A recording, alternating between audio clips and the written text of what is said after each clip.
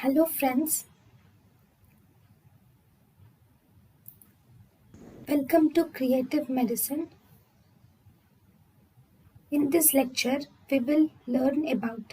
So friends, let us now learn the causes of the coxa vara. Classification of coxa vara. First, coxa vara can be differentiated into two types. One, we have congenital coxa vara. Second, we have acquired coxa vara. Acquired coxa vara can occur due to slipped capital femoral epiphysis, leg, calf, Perthes disease. Then we have acquired coxa vara can occur due to slipped capital femoral epiphysis, leg, calf, Perthes disease, congenital developmental deformity, congenital or developmental dislocation of hip.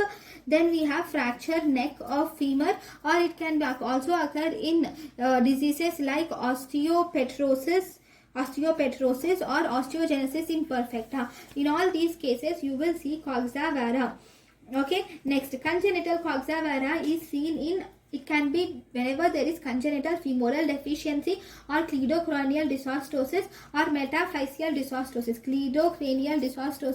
Metaphyseal dysostosis. So in all these cases, you will see the congenital coxa vara. Thank you.